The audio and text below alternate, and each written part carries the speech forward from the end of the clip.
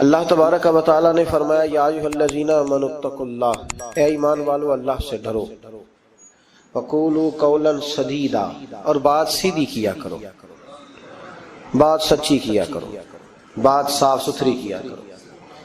یا اللہ اس کا فائدہ تیری بارگاہ کرم سے کیا ملے گا؟ فرمایا یصلح لکم اعمالکم، میں تمہارے لیے تمہارے اعمال سنوار دوں گا، تمہاری اصلاح ہو جائے گی، تم سنور جاؤ، تمہارے لیے تمہارے اعمال سنوار دیے جائیں گے۔ یہ فائدہ دنیا کا ہے، سچ بولنے والے کو، صحیح بات کرنے والے کے اللہ اعمال سنوار دے گا، یہ اس کا دنیا کا فائدہ ہے۔ اور آخرت میں کیا ملے گا؟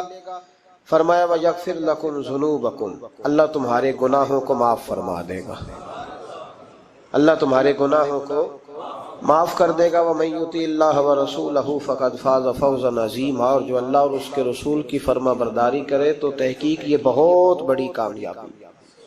سچ بولنا، سیدھی بات کرنا، اپنے الفاظ اور اپنی گفتگو کو ہمیشہ صاف ستھرا رکھنا، یہ اللہ کی رضا بھی ہے اور میرے نبی پاک علیہ السلام کی تربیت بھی ہے۔ اسلام سچا دین ہے، قرآن سچی کتاب ہے، ہم سچے نبی کے ماننے والے ہیں صلی اللہ علیہ وسلم۔ ہمارے محبوب نے ہمیں سچ کا حکم دیا، فرمایا سچ بولو گے نا یصلح لکم اعمالکم، تو اللہ فرماتے ہیں میں تمہارے اعمال کو سنوار دوں۔ سچائیاں انسان کو مضبوط کرتی ہیں، جھوٹ انسان کو کمزور کر دیتا ہے، اعصابی طور پر بھی، اخلاقی طور پر بھی، سماجی طور پر انسان کے رشتے بھی ٹوٹتے ہیں جھوٹ بولنے سے۔ سچائی انسان کی ذاتی ضرورت بھی ہے، معاشی ضرورت بھی ہے اور اجتماعی ضرورت بھی ہے۔ اسلام میں کچھ چیزوں کی گنجائش ہے، اس پہلو کو آپ نے توجہ سے سننا ہے۔ یہ حکم دیا گیا ہے کہ سچ بولو تو ذرا حکمت کے ساتھ بولو۔ دنیا میں سب سے سچا پیغام دین کی دعوت دینا ہے، اس کے لیے حکم دیا ادعو الی سبیل ربک بالحکمہ، دین کی دعوت دو تو دانائی کے ساتھ دو، حکمت کے ساتھ۔ یہ کہا گیا ہے کہ سچ بولو تو ذرا حکمت کے ساتھ بولو، دانائی کے ساتھ بولو۔ میری بات کی سمجھ آ رہی ہے آپ حضرات؟ اس پہلو کو پہلے پیش نظر رکھیں کہ سچ، لوگ کہتے ہیں جی میری جی طبیعت ہے جی سچی بات کرنے کی، کون سی بات سچی جس میں جھگڑا ذرا جلدی ہو جائے؟ تو یہ کوئی سچ نہیں ہے۔ سچ حکمت کے ساتھ آپ بیان کریں گے، سچ پہ آپ کھڑے ہوں گے، آپ سچائی کی جب بات کریں گے تو دانائی کے ساتھ کریں گے۔ دنیا کا سب سے بڑا سچ ہے لا الہ الا اللہ، تو میرے نبی پاک صلی اللہ علیہ وسلم نے اس سچ کو صرف کھڑے ہو کے تقریروں میں کہہ کے اور کافروں کو لتاڑ کے اور بلا بلا کہہ کے بیان نہیں فرمایا، بلکہ اس طرح کی حکمت اپنائی ہے کہ نبی پاک نے یہ سچ لوگوں کی روحوں تک اتار دیا ہے۔ تو سچ آپ بولیں گے پر کس طرح بولیں گے؟ حکمت کے ساتھ، دانائی کے ساتھ۔ لیکن جہاں ڈٹنے کی بات آئے گی کہ اب حکمت کا لوگ ناجائز فائدہ اٹھائیں گے، وہاں اللہ حکم دیتا ہے کہ ان الذین قالوا ربنا اللہ ثم استقاموا، پھر ڈٹنے کی بات ہے تو پھر تو اللہ کا نام لے کے ڈٹ جا۔ لیکن عام جب آپ سچ آگے بیان کریں گے تو اس کو بڑی حکمت کے ساتھ، دانائی کے ساتھ۔ کچھ جگہوں پہ خلاف واقعہ بات کرنے کی اجازت ہے، نبی پاک صلی اللہ علیہ وسلم نے فرمایا کہ ان کو جوڑنے کے لیے تو ایسی بات کر لے، تجھے اس کی اجازت ہے۔ جوڑنے کے لیے تجھے خلاف واقعہ بات کرنے کی، مطلب اس کی دلیل یہ ہے کہ دو بھائی آپس میں ناراض ہیں تو کسی کی ذمہ صلح کرانا لگا تو بڑے کے پاس گیا تو بڑے نے کہا کہ چھوڑ، تجھے پتہ ہی نہیں چھوٹے نے ظلم کتنے کیے۔ جب آدمی غصے میں ہوتا ہے تو وہ کوتاہیاں بیان کرتا ہے۔ اب اس کو یہ کہا گیا کہ یا کہ یہ نہ کہے کہ وہ تو کہہ رہا تھا کہ بڑا ظالم ہے چھوٹا بھائی، بلکہ وہ کہے یار ساری باتیں اپنی جگہ پہ رہی، پر وہ کہہ رہا تھا آخر میرا بھائی ہے، میرا بھائی کے بغیر گزارا تو نہیں نا۔ تو وہ خلاف واقعہ بات کرے، چھوٹے کے پاس آیا اور آ کے کہا کہ بڑے سے میں ہو کے آیا ہوں، تو اس نے کہا تمہیں پتہ ہی نہیں، بڑا تو بڑی دیر سے کھا رہا ہے، کھا ہی سارا بڑا گیا۔ تب یہ بات چھوٹے کو آ کے بتانے کی ضرورت ہے، تو ایسی بات کر جو بظاہر خلاف واقعہ ہو لیکن لوگوں کو جوڑ دے۔ جوڑنے کے لیے خلاف واقعہ بات کرنے کی اجازت ہے، اب لوگ توڑنے کے لیے خلاف واقعہ بات کرتے ہیں۔ چاہیے تھا کہ جوڑتے، کہتے تیرا بھائی ہے، میں تو بات نہیں کرنا چاہتا پر ہے پورا ظالم، وہ کیا کرے بھائی، تیرا بھائی ہے، اب رشتے بدلتے نہیں۔ تو میں نے کہا جناب نے بڑا اچھا کردار ادا کیا، آ گئی ہے سمجھ آپ کیا کہنا چاہ رہے ہیں۔ تو لوگ توڑنے کے لیے کردار ادا کرتے، ایک تو یہاں اجازت دی، دوسرا میرے نبی کریم صلی اللہ علیہ وسلم نے فرمایا جنگ کے موقع پر اگر تمہیں خلاف واقعہ بات کرنی پڑے تو اس کی تمہیں جنگی حکمت عملی کے لیے اجازت ہے۔ تیسرا فرمایا کہ اپنی بیوی کو مطمئن کرنے کے لیے اگر کسی شخص کو خلاف واقعہ بات کرنی پڑے تو اس کی اسے کس بات کی اجازت ہے؟ چلے مسکرائیں نا آپ، ویسے ہی بتا دیں، ہو ذرا سنجیدہ اس مسئلے پر، اس میں ہنسنے کی کیا ضرورت ہے؟ یہ کوئی ہنسنے والی بات تھوڑی ہے، اس پہ آپ ویسے ہی بتا دیں۔ لیکن بیوی سے خلاف واقعہ بات کریں آپ، کبھی اس کو منانے کے لیے کوئی ایسی بات کر دیں، لیکن اگر جھوٹ کا پلندہ اس کے سامنے بھی کھول دیں گے نا، اس کا بھی اعتماد ضائع ہو جائے گا۔ اور میاں بیوی کا رشتہ ہی اعتماد پہ قائم ہوتا ہے۔ جب وہ سمجھ جائے گی نا کہ میرے ساتھ بولتا ہی جھوٹ ہے، سچ بولتا ہی نہیں، تو پھر یہاں بھی معاملہ صحیح نہیں رہے گا۔ تو یہ دو تین مواقع، ایک چوتھی بات ہے اس پر بھی تھوڑی توجہ کر لیں تاکہ مضمون کو آگے سمجھنے میں آسانی ہو جائے۔ ایک ہے ذو معنی لفظ استعمال کرنا حکمت کے تحت۔ حکمت کے تحت ایک آدمی کے سامنے کھانا آیا ہے تو وہ کھانا اس کے لیے مضر صحت ہے۔ بعض لوگ بعض چیزیں کھا کے ان کی طبیعت بگڑ جاتی ہے۔ اب سامنے والا کہتا ہے جناب کھانا، تو وہ کہا الحمدللہ جی الحمدللہ، بے شک بھوک لگی ہوئی ہے، لیکن اب وہ کھانا اگر کھائے گا اس کے لیے تکلیف ہے، تو اس کو یہ اجازت ہے کہ وہ سامنے والے کا دل بھی بچا لے اور اپنی صحت بھی۔ لیکن وہاں بھی ہم لوگ نخرہ دکھاتے ہیں، ہم لوگ نخرہ دکھاتے ہیں، کہتے ہیں جی یہ بلائلر میں نہیں کھاتا، یہ جو بڑا گوشت ہے یہ میں نہیں کھاتا۔ تو آپ صاف کہیں کہ جناب میرا نخرہ بڑا، میرے لیے چھوٹا گوشت پکائے، بات ختم ہو گئی۔ اب سامنے والے کی گنجائش نہیں تو وہ کیا کرے؟ تو اس پہ آپ، اللہ تعالیٰ روزی دیتا ہے نا روز گھر میں، تو گھر میں اللہ تعالیٰ توفیق دے گا تو جب ہمت ہوگی پکا کے کھا لیں گے، تو دوسرے کا دل بھی بچ جائے گا اور آپ کا جھوٹ بھی۔ اس کی دلیل نبی کریم صلی اللہ تعالی علیہ وآلہ وسلم کو حضرت صدیق اکبر مکے سے مدینے لے کے جا رہے تھے تو رستے میں ایک شخص ملا، وہ بڑا دشمن تھا اسلام کا۔ اس نے نبی پاک صلی اللہ علیہ وسلم کو دیکھا، جناب صدیق اکبر کو دیکھا، لیکن وہ حضور کو نہیں جانتا تھا، حضرت ابو بکر صدیق کو جانتا تھا۔ اب اس نے پوچھ لیا کہ ابو بکر یہ آپ کے ساتھ کون ہے؟ تو جناب صدیق اکبر رضی اللہ تعالیٰ عنہ فرماتے میرے دل میں خیال آیا کہ اگر میں نے حضور کا نام بتایا تو یہ شور بھی کرے گا اور ہو سکتا ہے تکلیف بھی پہنچائے، تو میں نے ایک حکمت کا جملہ استعمال کیا۔ ہادی کہا کرتے تھے رستہ دکھانے والے کو، تو عرب کے لوگ کسی کو کئی دفعہ ساتھ رکھتے تھے کہ ہمیں رستہ دکھاؤ، اس کو ہادی بنا لیتے تھے۔ کئی دفعہ بندے کہتے تھے آؤ چوک تک چھوڑ آتے ہیں آپ کو، پھر آپ سیدھا یہ روڈ، اس کو ہادی کہا جاتا تھا۔ تو حضرت ابو بکر صدیق کہتے ہیں کہ لوگ تو کہتے تھے نا چوک تک چھوڑنے والے کو ہادی، تو میں اپنے نبی کو اس لیے ہادی کہتا تھا کہ یہ جنت تک چھوڑ کے آئیں گے اور جنت کے بعد بھی ساری نعمتیں ان کی ہدایت سے ملے گی۔ کہتے جب کہا نا یہ کون ہے تو میں نے ایسا لفظ استعمال کیا کہ جس سے محفوظ بھی رہے اور سچ بھی ہو گیا۔ حضرت صدیق اکبر عرض کرنے لگے یہ میرے ہادی ہیں، یہ میرے ہادی ہیں۔ تو وہ سمجھا کہ یہ چوک تک، گلی تک، اگلے چوراہے تک چھوڑنے جا رہے ہیں، اس طرح کے ہادی ہیں۔ کہتے میں نے کہا ہادی ہیں، تو وہ کہا اچھا اچھا اچھا تمہارے ہادی ہیں۔ وہ گزر گیا۔ فرماتے میں نے حضور کی طرف دیکھا تو محبوب مسکرائے، گویا محبوب سمجھ گئے کہ ابو بکر نے جو والا ہادی مجھے کہا ہے وہ والا ہادی ہے جو جنت کا راستہ دکھاتا ہے۔ تو اس طرح کا ذو معنی لفظ استعمال کرنا شریعت کے اندر جائز ہے۔ لیکن جھوٹ، صریحاً جھوٹ، اور ہمارے زمانے کے اندر تو جھوٹ، ایسا لوگ جھوٹ بولتے ہیں جو گناہ بے لذت ہے، کوئی مطلب ہی نہیں۔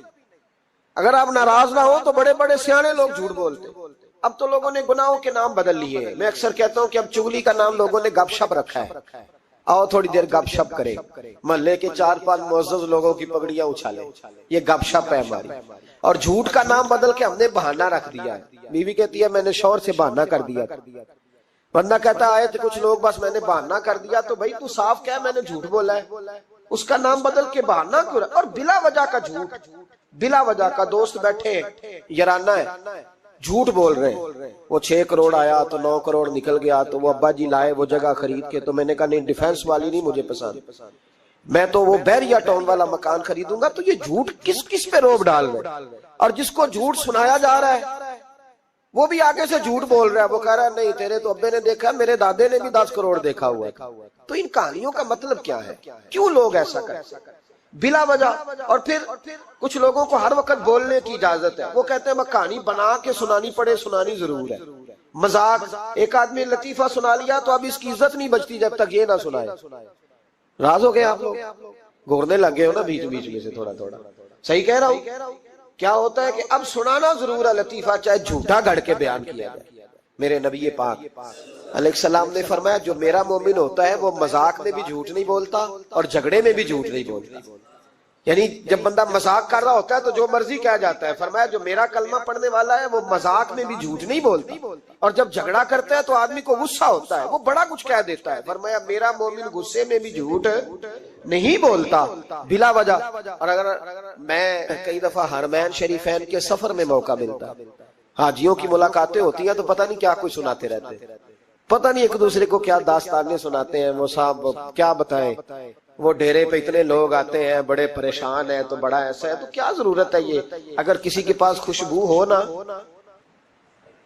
اسے بتانے کی ضرورت نہیں پڑتی کہ میرے پاس خوشبو ہے. خوشبو آ جاتی ہے، خوشبو بولیے، خوشبو بہرحال آ جاتی، خوشبو آئی جاتی، نکل جاتی ہے خوشبو، وہ بہرحال بات کر دیتی ہے. ہم کئی دفعہ اجتماعات میں جاتے ہیں تو نقیب محفل نے لفظ رٹے ہوتے ہیں اور سب کے لیے بول دیتا ہے فلاں صاحب فلاں. میں روک دیتا ہوں، میں کہتا ہوں صاحب اگر ہمارے اندر کچھ ہوا تو باہر نکل آئے گا. تو آپ کے بتانے سے، بڑھانے سے، اونچا بٹھانے سے کیا فرق پڑے. جھوٹ کی زندگی، اور لوگ بلا وجہ رشتے جھوٹ پہ قائم ہوتے ہیں. ایک بڑے پیار والے دوست تھے، کہنے لگے دعا کریں عزیزوں کی بچی ہے، شادی کے 15 دن بعد گھر لوٹ آئی. میں نے کہا وجہ کیا ہوگی؟ کہنے لگے چھوٹی سی غلطی ہو گئی، گاؤں میں رہتے تھے، بچی کا رشتہ نہیں ہوتا تھا تو ڈی سی کالونی میں آ کر، بڑی سوسائٹی میں آ کر کرائے کا مکان خریدا، تو بس چند دنوں میں رشتہ ہو گیا. اب جب بچی والوں کو پتا چلا ہے کہ گاڑیاں بھی بیگانی تھی اور مکان بھی کرائے کا تھا تو بچی لوٹ آئی ہے. تو دیکھیں نا لوگ کتنے لالچی ہیں. ان کو جب سمجھ آئی ہے کہ مکان کرائے کا تھا تو انہوں نے رشتہ توڑنے کی طرف آ گئے. تو میں نے کہا وہ نہیں لالچی، آپ جھوٹے. آپ نے جو تھے وہ دکھانا چاہیے، جو آپ نہیں تھے وہ آپ نے کیوں دکھایا، جھوٹ کیوں بولا. جب بچی والے کے گھر میں بچے والے رشتہ دیکھنے آتے ہیں تو بچی کا باپ لاکھوں کی باتیں کیوں چھیڑتا ہے، وہ کروڑوں اربوں کی باتیں کیوں کرتا ہے، وہ جائیدادوں کے وظیفے کیوں پڑھتا ہے، وہ کیوں ایسی گفتگو کرتا ہے جس سے بچے والے کے دلوں کے اندر کجی پیدا ہو. رشتے کرانے والے کو کہا جاتا ہے کہ ہم نے کار بھی دینی ہے، یہ بھی بتا دینا رشتے والوں. بچے کی ماں کو سونے کی بالیاں بھی ڈالیں گے تو یہ داستانیں کیوں سناتے ہو، پھر کہتے ہو لڑکوں والے لالچی ہو گئے. تو یہ کہانیاں ہم گھڑتے ہیں، جھوٹ خود لوگوں کے سامنے ہم رکھتے ہیں اور بعد میں جب اوقات واضح ہوتی ہے پھر رشتے ٹوٹتے ہیں. رشتے جھوٹ پر قائم ہو تو قائم ہو جاتے ہیں پر قائم رہتے نہیں، وہ ٹوٹ جاتے ہیں.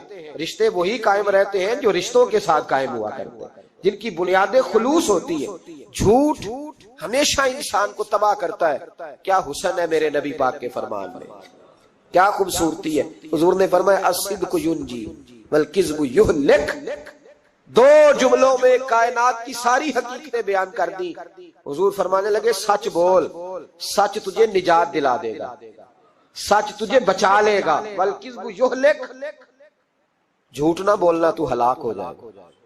جھوٹ نہ بولنا، یہ محبوب کا فرمان. جھوٹ تجھے ہلاک کر، ہر لحاظ سے بندہ جھوٹا تباہ ہوتا ہے. سیاسی، سماجی، کاروبار، معیشت، دنیا، رشتے، ہر چیز جھوٹ پہ مبنی. کچھ لوگوں کو بیماری ہے جھوٹ بولنے کی، لارا لگانے کی. کسی نے کہا یار اتنی ضرورت پڑ گئی، کہا کوئی مسئلہ ہی نہیں تیرا حل ہو جائے گا. بھئی تیرے پاس نہیں ہے تو صاف انکار کر. جھوٹ بول کر جیتنے سے بہتر ہے انسان سچ بول کے ہار جائے. اس کو کہہ کہ بھائی نہیں میرے پاس گنجائش نہیں، کل آ جانا، پرسوں آ جانا، سویرے آ جانا، کیا ضرورت. ان سے انسان کا وقار مجروح ہوتا ہے. میرے نبی پاک علیہ السلام جس معاشرے میں تشریف لائے نا، اس معاشرے میں بڑے عیب پائے جاتے تھے. بچیوں کو زندہ دفن کر دیتے تھے، قتل و غارت تھی، سارا کچھ تھا. ابو سفیان کہتے ہیں ہم سارے جرم کرتے تھے لیکن عرب کے لوگ جھوٹ نہیں بولتے. عرب کے لوگ، یہ ذرا غور کرنا، انفرادی بات عرض کرنا. فرماتے چوری چکاری ظلم بربریت سارا کچھ تھا اور ہم سمجھتے تھے کہ جھوٹ بولنا ہمارے حسب نسب کے خلاف ہے، یہ ہماری شان مردانگی کے خلاف. ہم کہا کرتے تھے کمزور لوگ جھوٹ بولتے ہیں، بزدل لوگ جھوٹ بولتے ہیں. جو لوگ حسب نسب والے ہوتے ہیں، کردار و عمل والے ہوتے ہیں، سردار ہوتے ہیں، جن کا پیچھے کوئی بیک گراؤنڈ ہوتا ہے، وہ لوگ کبھی جھوٹ ہے. میرے نبی پاک علیہ السلام کا فرمان ابو داؤد شریف میں موجود ہے. ایک صحابی نے کہا یا رسول اللہ بخل بڑی بری چیز ہے، پر کیا مومن بخیل ہوتا ہے؟ نبی پاک صلی اللہ علیہ وسلم نے فرمایا ہاں کبھی کبھی مومن کنجوسی کرتا ہے، ہو جاتی ہے، اگرچہ نہیں ہونی چاہیے۔ یا رسول اللہ مومن بزدل بھی ہوتا ہے؟ فرمایا ہو جاتا ہے۔ عرض کیا یکون المومن کذابا، یا رسول اللہ مومن جھوٹا بھی ہوتا ہے؟ فرمایا قال لا، مومن سب کچھ ہو سکتا ہے پر مومن جھوٹا ہو سکتا، مومن جھوٹ بول سکتا، جھوٹ نہیں اس کی زبان سے نکلتا، یہ مومن کی شان ہی نہیں۔ عرب کے لوگ کہتے ہیں کہ جھوٹ ہماری مردانگی کے خلاف، ہمارے تو ملک میں جتنا بڑا جھوٹا ہوتا ہے اللہ ماشاءاللہ اتنا وہ بڑا قد کر جاتا ہے، جس کو ہمارے ملک میں لوگوں نے سیاست نام ہی جھوٹ کا سمجھا۔ ٹی وی پہ بیٹھ کر بہت بڑی جماعت کا بہت بڑا سربراہ کہتا ہے فلانا کام 6 مہینے میں ہو جائے گا۔ راض ہو گئے آپ لوگ؟ چلو جو کوئی گل نہیں، بہت بڑی بات، 6 مہینے میں ختم، ٹھیک ہو جائے گا آپ کا مسئلہ۔ 6 مہینے کے بعد جب پوچھا جاتا ہے تو کہتے ہیں سیاسی بیان تھا، رات گئی تو اتنا ظلم، شرم ہی نہیں آئی۔ ابو سفیان کہتے ہیں کہ نبی پاک صلی اللہ علیہ وسلم کے جب کچھ صحابہ چلے گئے نا ہجرت کر کے حبشہ کی طرف، تو حبشہ کے نجاشی بادشاہ نے مسلمانوں کو بھی بلایا اور پیچھے سے جو قریش لینے گئے انہیں بھی بلایا، بات چیت ہو گئی تو اس کے دل میں خیال آیا کہ میں کسی سردار سے نہ پوچھوں بات کیا ہے۔ ابو سفیان کہتے ہیں میں تجارت کی غرض سے حبشہ گیا ہوا تھا، تو نجاشی بادشاہ کے کچھ لوگ آئے اور مجھے لے گئے، کہنے لگے بادشاہ بلاتا ہے، کہتے ہیں میں سردار تھا۔ بادشاہ نے جب بلایا تو اس نے نبی پاک علیہ السلام کے بارے میں مجھ سے سوال و جواب شروع کیے، تو میں نے وہ رٹی رٹائی گردان جو سارے پڑھا کرتے تھے وہ میں نے پڑھ دی کہ معاذ اللہ جادوگر ہے، ساحر ہے، کاہن ہے، لڑائیاں کرا دی، نیا مذہب لے آئے، معاذ اللہ۔ وہ جو گردان عرب کے لوگوں نے، ابو جہل نے، ابو لہب نے رٹی ہوئی تھی میں نے سنا دی۔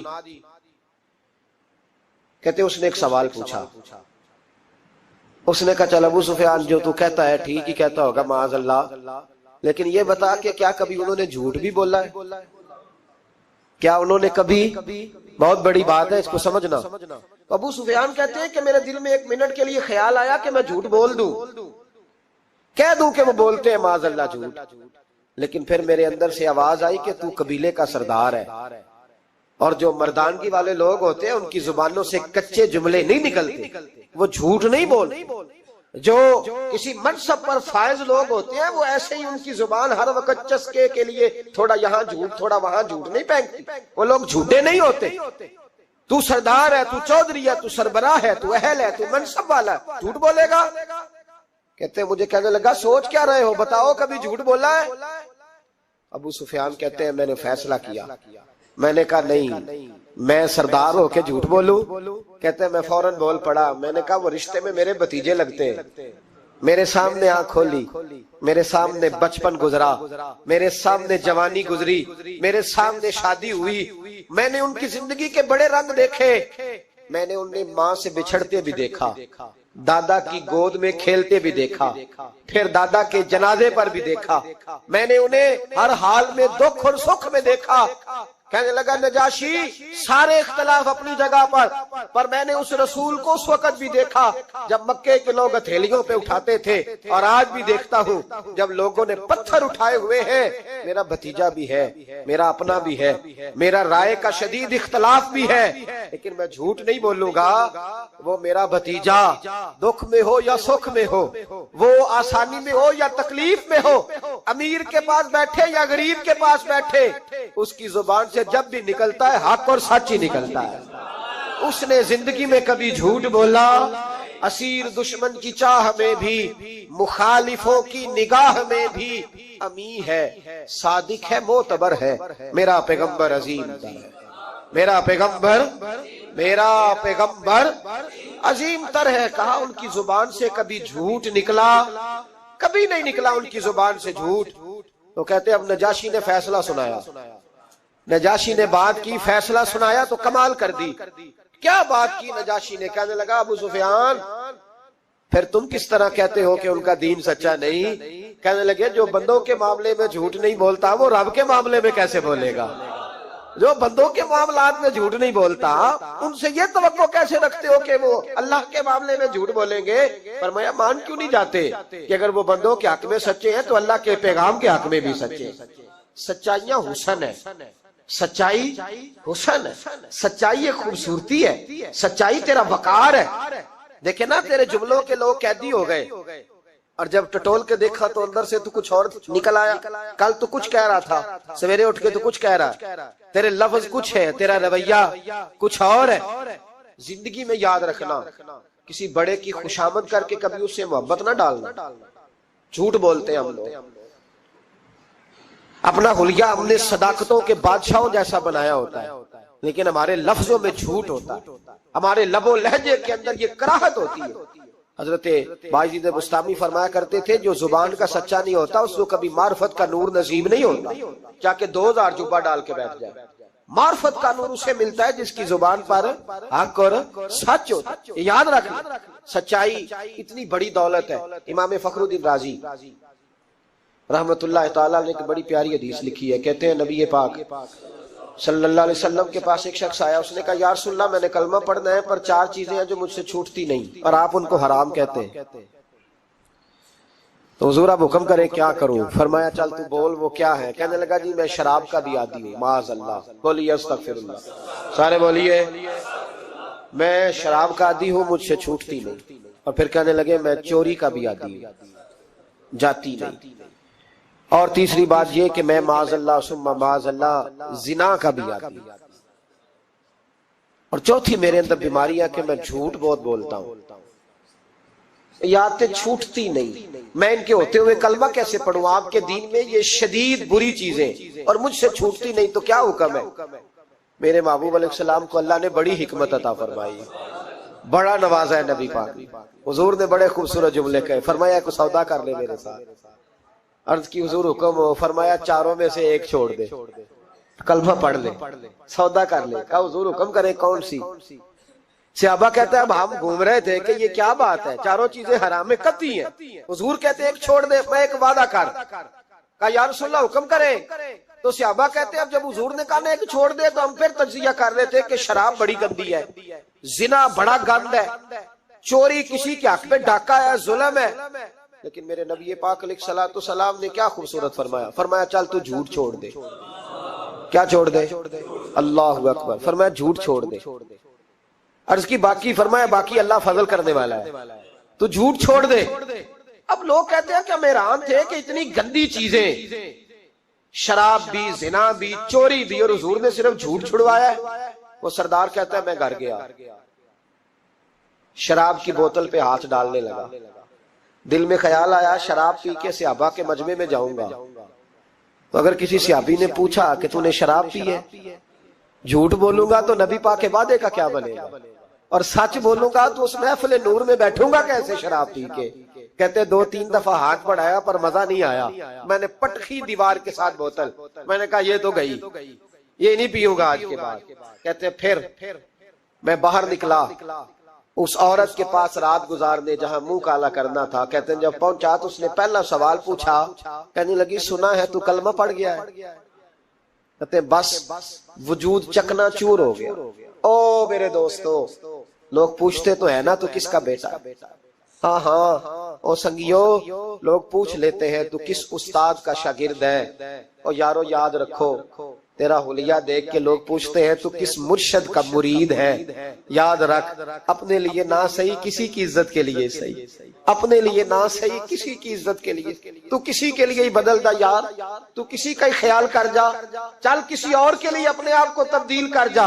اپنے لیے نہ صحیح دیکھ, تو کسی اور کے لیے ہی بدل جا. اب تیری کسی اور سے بھی نسبت ہے, لوگ کسی اور کے ساتھ تجھے منسوب کرتے ہیں, ان کا دیوانہ ہوں, ان کا مجذوب ہوں. کیا یہ کم ہے کہ میں ان سے منسوب ہوں؟ کہا اس بی بی نے, کہنے لگی سنا ہے تو کلمہ پڑھ گیا ہے.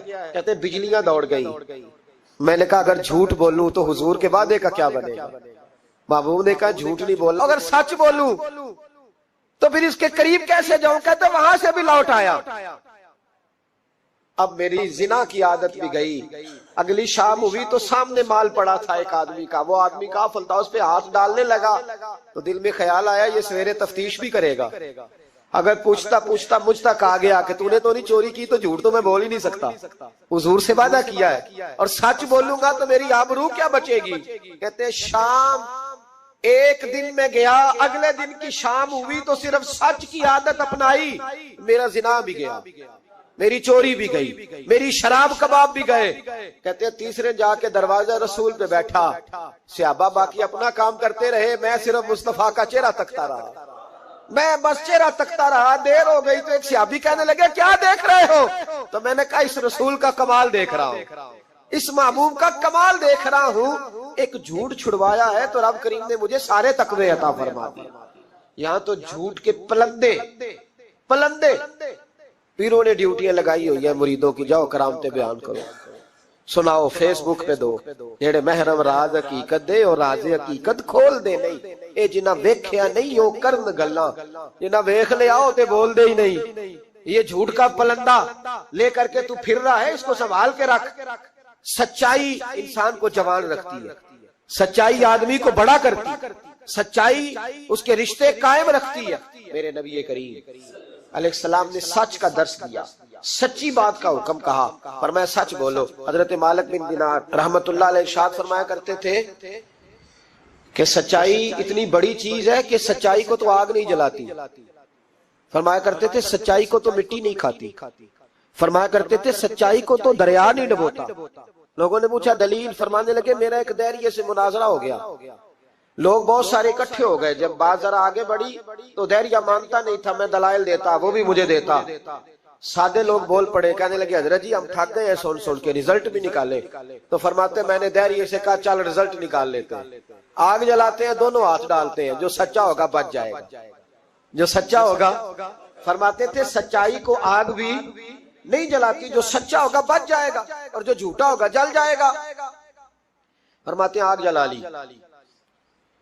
اب میں نے اسے کہا چل ہاتھ ڈال، تو وہ جھوٹا تھا، جھوٹ کے پیر کوئی نہیں ہوتے، وہ ہاتھ ہی نہیں آگے کرتا، ہاتھ ہی نہیں بڑھاتا. کہتے میں نے زبردستی پکڑ کے اس کا ہاتھ آگ میں کیا، کئی دیر تک آگ میں رکھا، نہ اس کا جلا نہ میرا جلا. کہتے باہر نکلا، لوگوں نے شور کر دیا یہ کیا ہے؟ میں نے عرض کی مولا نہ اس کا جلا نہ میرا. فرماتے عاطف غیب سے ندا آئی، مالک بن دینار سچے کے ہاتھ میں بھی جس کا ہاتھ ہو ہم اس کا بھی نہیں جلایا کرتے.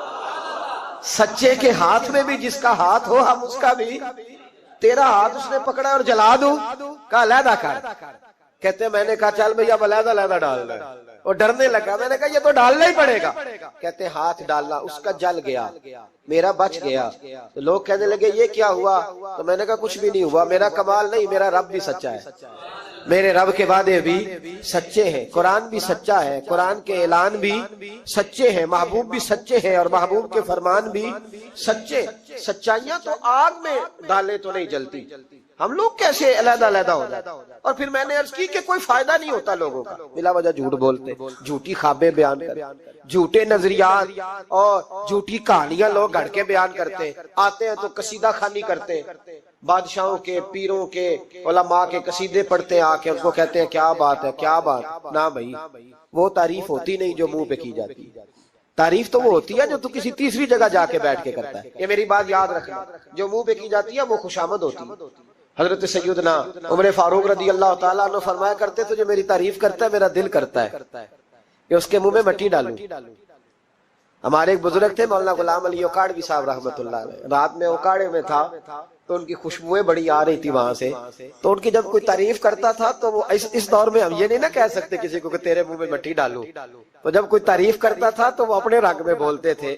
فرمایا کرتے دل کرتا ہے تیرے منہ میں میں خاکے شفا ڈالوں، تیرے منہ میں مدینے کی خاکے شفا ڈالوں. تو بندہ کہتا ہے کیا مطلب؟ کہنے لگے حضرت عمر مٹی کہا کرتے تھے نا، تو میں کہہ نہیں سکتا کہیں تو ناراض نہ ہو جائے. تو منہ پہ تو خوش آمدید 2 منٹ آئے.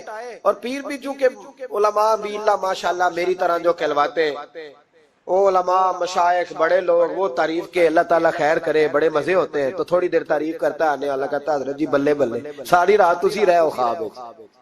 یہ 2-3 تعریفیں سنو. اب میں گیا، آپ جانے اور آپ کا کام جانے. او بھائی تعریف خالی کرتے رہنے کا کیا مطلب ہے؟ پیارا تو وہ ہوتا ہے جو مشن کا وارث ہوتا ہے، جو دست و بازو بنتا ہے، جو آگے بڑھتا ہے، جو دکھوں سکھوں میں دھوپ چھاؤں میں ساتھ ہوتا ہے. آ کے تعریف کرنا، کلادہ ملانا، نکل جانا. کئی دفعہ ساتھ رہنے والے تعریفیں نہیں کر پاتے، کوئی ضرورت بھی نہیں ہوتی، انہیں ضرورت بھی نہیں، اس لیے کہ وہ تعریف نہیں کر رہے، وہ عمل کر رہے، وہ نوکری کر رہے، وہ ڈیوٹی کر رہے. تو ہم تعریفوں کے پل باندھتے. ابا جی کی بھی کچھ لوگ میری تعریفیں کرتے ہیں، خدمت کوئی نہیں کرتے، صرف تعریف پہ گزارا کرتے. تعریف نہ کر، یہ جھوٹ کا پلندہ نہ باندھ. ایک بزرگ کی تحریر پڑھ رہا تھا رات کو، بڑا مزہ آیا. فرمانے لگے نبی پاک کے زمانے کے تو جانور بھی سچ بولتے تھے. کیا کہہ دیا میں نے؟ حضور کے زمانے کے کون؟ حضور کے زمانے کے تو جانور بھی سچ بولتے تھے. اور پھر انہوں نے دلیل کے طور پر کہا، کہنے لگے نبی کریم علیہ السلام گزر رہے تھے، سرور کائنات گزر رہے تھے صلی اللہ علیہ وسلم، ایک پہاڑی علاقے سے ایک آواز آئی، کسی پکارنے والے نے کہا یا رسول اللہ، گویا ان لفظوں میں کہا یا رسول اللہ ہے انظر حالنا. حضور نے پلٹ کے دیکھا تو ہرنی بندھی ہوئی تھی، ہرنی. نبی پاک علیہ السلام گئے اس کے پاس. ایک روایت ہے کہ صحابی نے اس کو باندھا تھا، ایک روایت ہے کہ یہودی نے باندھا تھا. حضور گئے، آ کے کہا کیا بات ہے؟ تو اس کرنے لگے یا رسول اللہ یہ بندہ مجھے قیدی بنا کے لایا اور آپ میرے تھنوں کو دیکھیں دودھ سے بھر گئے، بچے میرے تڑپ رہے، اگر تھوڑی دیر کے لیے یہ مجھے چھوڑ دے تو میں وعدہ کرتی ہوں دودھ پلا کے فوراً واپس آ جاؤں. نبی پاک صلی اللہ علیہ وسلم نے یہودی سے کہا چھوڑ دو. اس نے کہا اگر نہ آئی تو نبی پاک نے فرمایا یہ سچے سے وعدہ کر رہی ہے تو سچا کر کے دکھائے. حضور کے زمانے کے جانور یہ سچا وعدہ کر کے دکھائے. نبی پاک صلی اللہ علیہ وسلم نے اسے چھوڑ دیا. تو جانور کو جب آپ بندھے ہوئے کو چھوڑتے تو بڑی تیز دوڑتا، اتنی تیز دوڑی کہ جنگلوں کے اندر اور پہاڑوں میں گم ہو گئی، نظر ہی نہیں آ رہی کدھر گئی. جب وہ گم ہو گئی تو وہ یہودی کہنے لگا وہ تو غائب ہو گئی، اس طرح گئی ہے کہ لگتا ہی نہیں تھا پلٹ کے آئے گی، یہ نہیں آئے گی. محبوب نے فرمایا نہیں یہ ضرور آئے گی، یہ سچ کہہ کے گئی ہے، یہ لوٹے گی. وہ یہودی کہتا جب میں نے کہا نا نہیں آئے گی تو واہ میرے محبوب تیری شان پہ بھی قربان جائے، کیا انداز ہے. حضور چارپائی پہ اس کے پاس بیٹھ گئے، فرمایا چل میں بیٹھتا ہوں بطور گارنٹڈ کے، میں بیٹھتا ہوں، آئے گی تو میں جاؤں گا، یہیں بیٹھا ہوں. وہ کہتے حضور بیٹھے رہے، شام ڈھلنے لگی، میں نے کہا کوئی نہیں آئی، فرمایا فکر نہ کر آئے گی. کہتے تھوڑی ہی دیر گزری تو وہ لہراتی ہوئی آئی، وہ دوڑتی ہوئی آئی. پہلے آ کے اس نے حضور کے قدم چومے، سجدہ کیا اور پھر وہ شکریہ ادا کر کے واپس گئی. جہاں رسی بندھی ہوئی تھی اس کے پاس جا کے بیٹھ گئی، کہنے لگی مجھے باندھ لو، میں وعدہ کیا تھا. تو صحابہ کریم علیہ السلام نے فرمایا جا اسے جا کے باندھ. اس نے باندھ لیا تو حضور فرمانے لگے چل میرے ہاتھ بیچ دے. نرخ بازار محبت کا انوکھا ہو گیا، خود خریداروں میں شامل آ کے مولا ہو گیا. کہا بیچ دو میرے ہاتھ، میں خرید لیتا ہوں. اس نے عرض کی حضور نہیں میں نے نہیں بیچنا. کہا کیوں؟ عرض کرنے لگے یا رسول اللہ اسے نہیں بیچنا، میں نے اپنا بیچنا ہے، مجھے کلمہ پڑھا دے، انہیں مسلمان ہونا ہے، اور جب میں غلام ہوں تو میری ہر شے آپ کی ہے. میرے رسول پاک علیہ السلام نے اسے آزاد کر دیا. امام زرقانی فرمایا کرتے تھے تو سچ بولے گا تو آزاد ہو جائے گا، جھوٹ بولے گا تو قیدی رہے گا. حضور نے اسے سچ کی برکت سے آزاد کر. الصدق ینجی، سچ تجھے نجات دلاتا ہے، سچ تجھے بچا لیتا ہے. سچائیاں انسان کو زندہ رکھتی. آپ دیکھ لیں اس ملک کے اندر کتنے سیاستدان آئے پھر وہ گزر گئے، اللہ جانے کہاں گئے. بیوروکریٹس آئے گزر گئے. جو لوگ سچ بولتے ہیں وہ قائم رہتے، جن کے افکار میں سچائیاں تھیں، جن کے کردار میں گفتگو میں سچائیاں تھیں وہ موجود ہیں. زمانہ سارا گزر جائے گا لیکن حضرت خواجہ معین الدین اجمیری کا مزار چمکتا ہی رہے گا. دنیا کہیں سے کہیں پہنچ جائے پر بابا فرید الدین کی شان میں کمی آ سکتی نہیں. اور سارے لاہور میں جب سناٹا چھا جاتا ہے تو داتا علی اجمیری کے مزار پر اس وقت بھی قرآن پاک کی تلاوت ہو رہی ہوتی. جو سچ لے کے آئے اور جنہوں نے سچائیاں بکھیری ان کا کمال یہ دیکھو کہ آج بھی وہ چمک رہے ہیں، سچائیاں باقی رہتی ہیں. ہمیں تو قرآن پاک نے حکم دیا یا ایھا الذین آمنوا اتقوا اللہ وکونوا مع الصادقین، اللہ سے ڈرو اور سچوں کے ساتھ رہا کرو، جھوٹوں سے یرانے نہ لگاؤ، جھوٹے لوگوں کے ساتھ تعلقات نہ بناؤ، سچوں لوگوں کے ساتھ رہو، سچائیوں کا ساتھ دو، سچ ہمیشہ اپنے دامن میں رکھو. میرے نبی پاک صلی اللہ علیہ وسلم کے ایک صحابی تھے تو کاغذ قلم لے کے بیٹھتے. اب تو ہمیں علم کی قدر نہیں ہے نا، بڑی بڑی حسین باتیں ہوتی ہیں پر وہ 2-4 گھنٹے سننے کے بعد بھول جاتی ہیں، چونکہ محفوظ کرنے کا معیار ہی نہیں، طبیعت ہی نہیں. تو وہ صحابی جب حضور کی بارگاہ میں آیا کرتے تھے تو کاغذ قلم لے کے آتے، محبوب جو بھی ارشاد فرماتے لکھ لیتے. کچھ لوگوں نے ان سے کہا کہ یار حضور کی طبیعت مبارک کبھی جلال میں، کبھی جمال میں، کبھی خوش طبی میں، کبھی کسی طرح تو ہر شے لکھ لیتا ہے. دیکھا کر جب حضور تربیت کے انداز میں اور لوگوں کو سمجھانے کے انداز میں واعظ و نصیحت کر رہے ہو اس وقت لکھا کر جب کسی سے انفرادی گفتگو ہو رہی، صرف فقط ایک شخص پر فوکس ہو، ایک سے بات ہو رہی ہو تب نہ لکھا کر، جب اجتماعی طور پر کوئی دستور کوئی منشور دیا جائے تب لکھا کر۔ تو ہر بات لکھتا ہے، حضور کبھی مسکرا کے بات کرتے ہیں کبھی جلال میں۔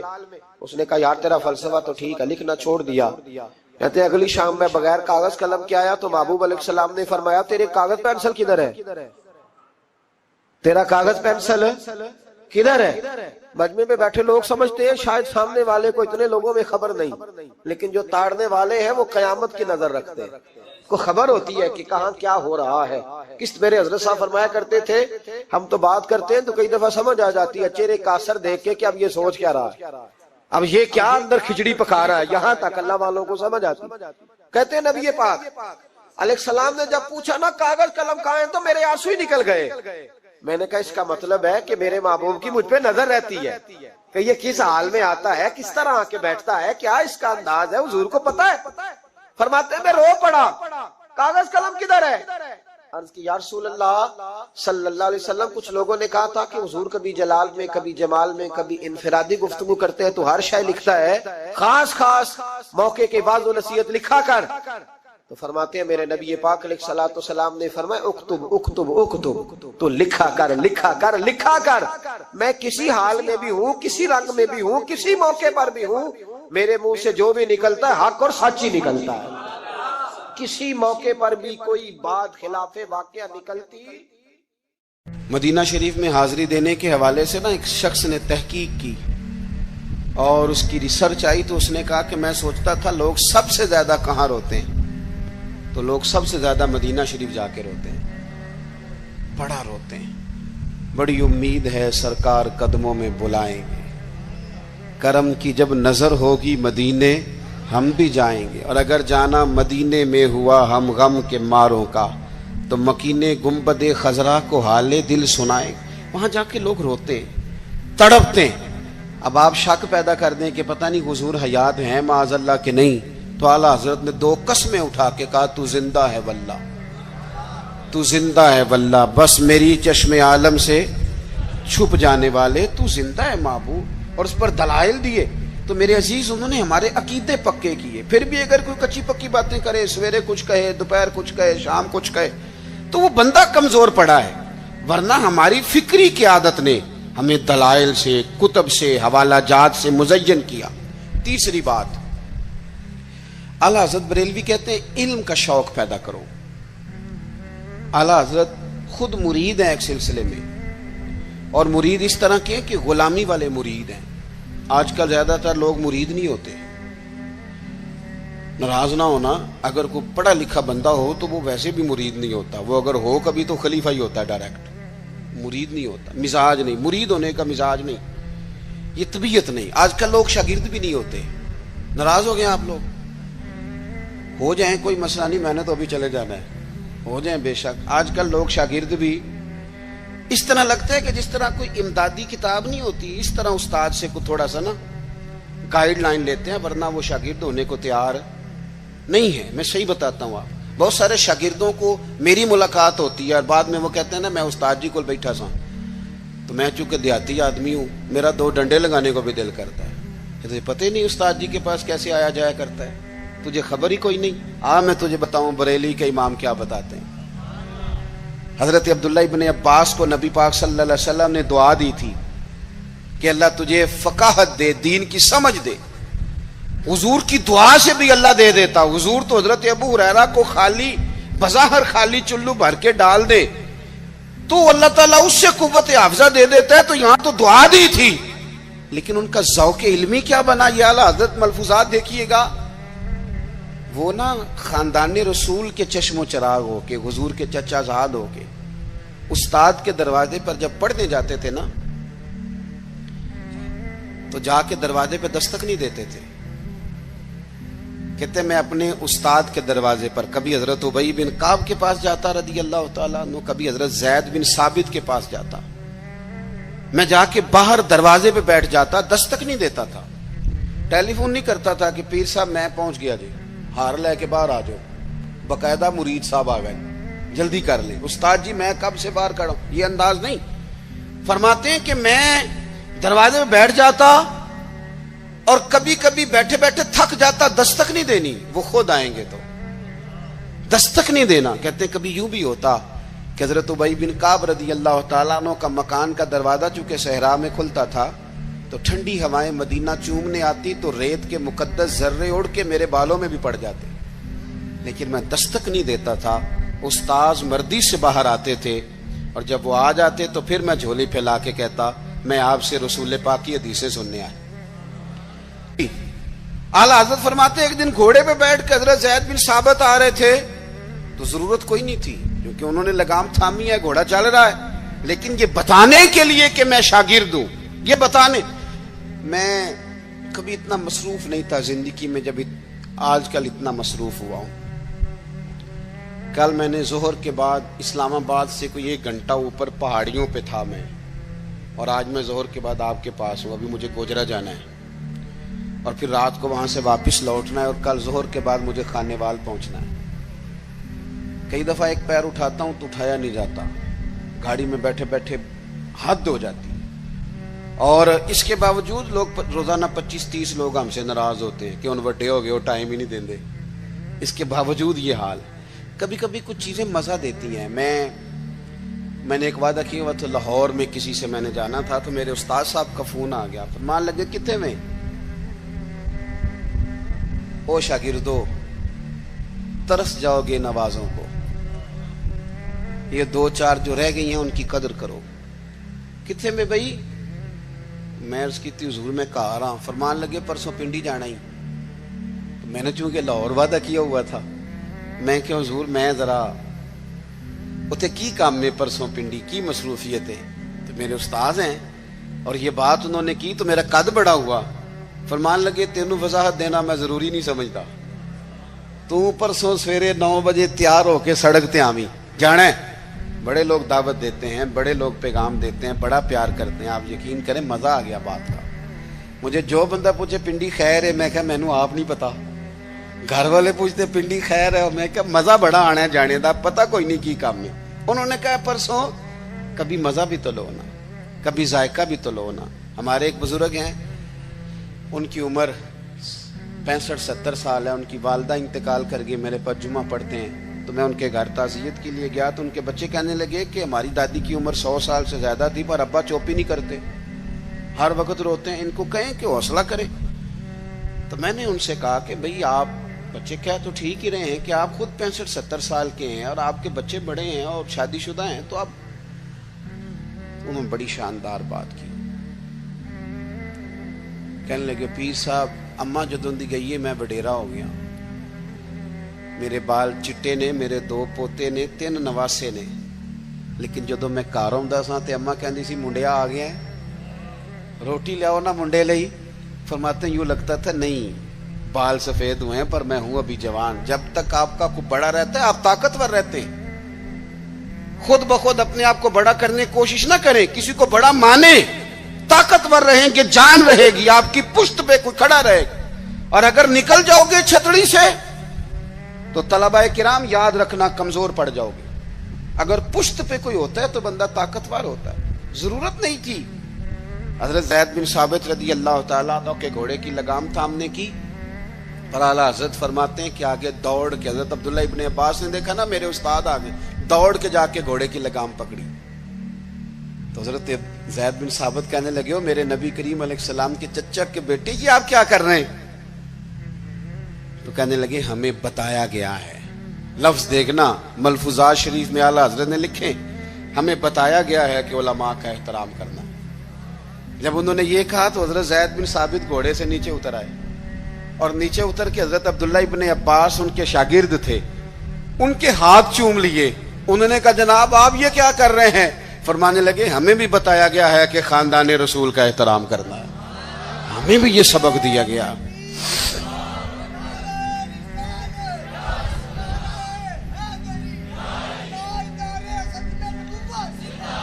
تو ذوق, علمی ذوق پیدا کریں, ادب والا ذوق پیدا کریں, اور علم سیکھیں تو عمل کرنے کے لیے. صرف تقریر کے لیے، بحث کے لیے، کل کو ڈگری لینے کے لیے نہیں. آپ علم اس لیے سیکھیں، جب نا علم خالی تقریر بن جاتا ہے نا، اور علم خالی تدریس بن جاتا ہے، پھر وہ اس طرح کا بھی بعض اوقات معاملہ بنتا ہے کہ عارف رومی کہتے ہیں کہ اگر تو صرف لفظ تجھے یاد ہے اور تو عمل نہیں نہ کرتا تو یہ لفظ تو طوطے کو بھی رٹا دیا جائیں گا تو وہ بھی رٹ لے گا، تیرا اور اس کا کیا فرق ہوگا؟ جب تک آپ عمل نہیں کرتے علم پر، جب تک اس کو عمل کے حصول کے لیے حاصل کرے. خالی میں ایک درویش کو پڑھ رہا تھا، ان کے خلیفہ صاحب نے خط لکھا کہ حضرت میں اب تقریر بھی کرتا ہوں، تدریس بھی کرتا ہوں، تصنیف بھی کرتا ہوں. تو انہوں نے جواب میں شاباشی نہیں دی، بلکہ فرمانے لگے بیٹا یہ تو کام تم لوگوں کے لیے کرتے ہو، اپنے لیے کیا کرتے ہو؟ سحری کے وقت اٹھ جاتے ہو نفل پڑھنے کے لیے، تلاوت قرآن روز ہوتی ہے، سجدے کا ذوق حاصل ہے، درود و سلام کی طبیعت ہے، یہ تو لوگوں کے لیے کام ہے نا سارے. بڑی اچھی بات ہے، دین کی خدمت کرتے ہو، پر اپنا بھی تو بتاؤ نا. اعلیٰ حضرت فاضل بریلوی رحمۃ اللہ علیہ کی شخصیت کا جو کمال ہے وہ یہ ہے کہ جو وہ کہتے تھے نا اس سے زیادہ وہ کرتے تھے. ان کی طبیعت تھی، وہ کرتے تھے. آپ جب تک اپنی زندگی میں عمل کو نہیں لے کے آتے، داتا صاحب رحمۃ اللہ علیہ کسی فرماتے ہیں کہ مجھ سے کسی نے پوچھا ہے کہ کوئی چلہ بتائیں. یہ لوگ سلوک سے وابستہ ہوتے ہیں نا، یہ پوچھتے ہیں چلہ کرنا ہے، وظیفہ کرنا ہے. ان کا خیال ہوتا ہے کہ 40 دن پیر صاحب ٹھنڈے پانی میں کھڑا کر دیں گے تو پھر میرے ہاتھ شاید کو 4 جن لگ جائیں. تو کہتے ہیں لوگ پوچھتے ہیں چلہ وظیفہ، تو آپ فرماتے ہیں میری نظر میں سب سے بڑا مجاہدہ چلہ جہاد علم حاصل کرنا اور اس پر عمل کرنا ہے. اس سے بڑا چلہ کوئی نہیں. یہ چلہ لگائیں، آپ کریں، عمل والی زندگی گزاریں، بدعملی والی، جتنا سیکھیں اس پر عمل کریں. ہمارے ہاں ہم محافل میں جاتے ہیں تو لوگ کہتے ہیں جی آپ 30 منٹ تقریر کرتے ہیں، آدھ گھنٹہ سننی ہے. تو میں کہتا ہوں پچھلی 30 منٹ والی پہ عمل ہو گیا ہے، اور ہو گیا تو چلو اور کر لیتے ہیں. باقی یہ ہے کہ یہ تو آپ کو عمل کے لیے دین سیکھنا تھا. جتنا آپ عمل کریں گے. سید دیدار علی شاہ صاحب محدث الوری رحمۃ اللہ علیہ، اعلیٰ حضرت کے خلیفہ ہیں، وہ کہتے ہیں کہ میں دوست تھا صدر اللہ فاضل سید نعیم الدین صاحب مراد آبادی کا. میں چونکہ دوست تھا تو سید صاحب اعلیٰ حضرت کی بڑے عقیدت مند تھے، تو اکثر وہ کہتے ہیں میں نے بریلی شریف جانا ہے. تو ایک دن میں پہنچ گیا مراد آباد، تو انہوں نے سامان باندھا ہوا تھا بریلی شریف جانے کے لیے. میں بھی پہنچ گیا تو کہنے لگے یار میری تو ٹکٹ ہے ٹرین کی، میں تو بریلی شریف جا رہا ہوں. تو کہنے لگے یار آپ ہر وقت وہیں جاتے رہتے ہیں، میں ملنے آیا تھا. تو کہتے ہیں مجھے کہنے لگے حضرت صدر اللہ فاضل سید دیدار علی شاہ صاحب سے کہ چل آپ تمہیں بھی لے چلوں، دونوں سادات ہیں، دونوں دوست ہیں. کہنے لگے میں نے نہیں جانا، سنا ہے وہ طبیعت کے ذات کے پٹھان ہیں تو طبیعت کے سخت ہیں، میں نہیں جاتا. کہتے ہیں انہوں نے میرا ذہن بھی بنایا، کوشش بھی کی، ذہن سازی کی. خیر میں تیار ہو گیا. جب ہم بریلی شریف پہنچے تو عصر کی نماز کی آخری رکعت چل رہی تھی. تو فاضل بریلوی کی طرف اشارہ کر کے کہنے لگے وہ دیکھو اعلیٰ حضرت بھی صف میں ہیں. تو مجھے کہنے لگے میرا وضو ہے. صدر اللہ فاضل بھی نماز میں شامل ہو گئے، میں نے وضو کرنا تھا. کنویں پہ ایک طالب علم مدرسے کا پانی نکالے وضو کے لیے تیار تھا، میں نے جلدی سے پانی آگے بڑھ کے لیا. تو مجھے کہنے لگا بابا جی پہلے پوچھ تو لیں. تو میں نے کہا شاید کسی طالب علم کی ڈیوٹی ہے، کیونکہ آپ کو پتہ ہے اللہ خیر کرے کچھ لوگوں نے مدرسے بنائے ہی اس لیے ہیں کہ طالب علم نوکری کریں گے. اللہ اکبر، اتنا کام کرایا جاتا ہے معاذ اللہ. اگر ان سے کہا جائے کہ آپ کا شہزادہ نور بھی باہر نکلے. میں نے تو اب دوستوں سے کہا تقوی کا معیار بھی بدل دو. پہلے کہتے تھے نا جی ہم نے کبھی مدرسے کی روٹی نہیں کھائی. میرے خیال میں تقوی یہ ہے کہ کھایا ہی مدرسے کی کرو، پتہ چلے بچے بیچارے کیا کھاتے ہیں، یہی کھاؤ تاکہ تمہیں سمجھ آئے. آپ یہ اپنے مزاج بدل کے دیکھیں کہ یہ اگر تو آپ اور آپ کے بچے بھی کھا سکتے ہیں تو ٹھیک ہے. پھر یہ کون سا معیار ہے بھائی؟ آپ کہتے ہیں میں نے کبھی کھائی نہیں، وہ کھانے والی ہے ہی نہیں. وہ آپ کے کھانے والی ہوتی تو ضرور کھاتے، اللہ ماشاءاللہ. آمدام برسر مطلب فرماتے ہیں طالب علم سے کہا پانی، تو کہنے لگا جی نہیں میں، آپ نے پوچھا نہیں. تو میں نے کہا چلو اجازت دے دو. تو کہنے لگے حضرت صاحب میں نابالغ ہوں، اپنی مرضی سے بھی اپنی چیز کسی کو نہیں دے سکتا. کہتے مجھ پہ چوٹ لگی. میں نے کہا یہاں علم نہیں پڑھایا جاتا, علم کا فیض بھی دیا جاتا ہے. یہ انداز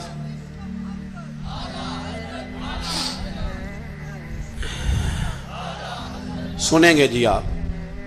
کہتے ہیں میں وضو کیا جب تک نماز مکمل ہو گئی. چونکہ حضرت صدر اللہ فاضل تو ابھی نماز میں تھے, 3 رکعتیں پڑھنی تھی, تو اعلیٰ حضرت بریلوی مسجد کی سیڑھیاں اتر رہے تھے تو میں چڑھ رہا تھا. اعلیٰ حضرت کو اللہ نے کوئی کمال دیا تھا کہ وہ چہرہ دیکھ کے بتا دیتے تھے کہ بندہ سید ہے. چہرہ دیکھ اللہ نے انہیں یہ انشراح صدر عطا فرمایا. کہتے ہیں پہلے تو انہوں نے نا میرے ہاتھ ہی چوم لیے, بات ہی رنگ ہی اور پکڑ گئی, اثر ہی بڑا ہوا. تو میں نے پوچھا طبیعت کیسی ہے؟ تو کہنے لگے مولانا طبیعت کا کیا بتاؤں, ذات کا پٹھان ہوں, طبیعت ذرا سختی ہے. چونکہ پٹھان ہوں تو طبیعت ذرا میری سختی ہے. کہتے ہیں میں سمجھ گیا. بس پھر حضرت صدر اللہ فاضل اگلی صبح کہنے لگے چلیں. میں نے کہا آپ نے جانا ہے تو جائیں. میں جب تک دور تھا بات اور تھی, اب تو حضور میں ہوں, اب تو بات اور ہے.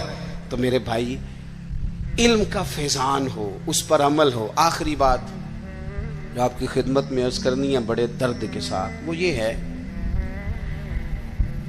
کہ ہمارے جتنے بزرگ تھے نا, صوفیاء تھے, اللہ والے تھے, ان کے دلوں میں نا دوسروں کے لیے بڑا درد رہتا تھا.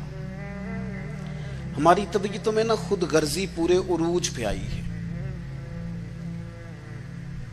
دوسروں کے بارے میں ان کی طبیعتیں, جتنے بھی کام کرتے تھے امت کی ملت کی خیر خواہی کے لیے کرتے تھے. ہم الا ماشاءاللہ جو قدم اٹھاتے ہیں تو وہ اپنا نفع نقصان دیکھ کے اٹھاتے ہیں. جب تک آپ کے دل دوسروں کے حق میں نرم نہیں ہوتے, غریب آدمی جو ہوتا ہے نا یہ سیاںا نہیں ہوتا. غربت نے میرے بچوں کو تہذیب سکھا دی, اب سہمے ہوئے رہتے ہیں, شرارت نہیں کرتے. غریب سیاںا نہیں ہوتا. کیوں کہ مہنگا موبائل نہ ہو تو چلانا بھی نہیں آتا, تو بندہ کیسے سیاںا ہوگا؟ وہ اس لیے سیاںا نہیں ہوتا کہ کار نہ ہو گھر میں تو اس کا دروازہ بند کرنا بھی بندے کو نہیں آتا. غریب سمجھدار نہیں ہوتے, اور اگر وہ سمجھدار ہوتے تو پھر وہ غریب ہوتے. پھر تو انہیں بھی سارے چور دروازوں کا پتہ. میرے آقا مدینے میں مجھے بھی اب بلا لیجئے.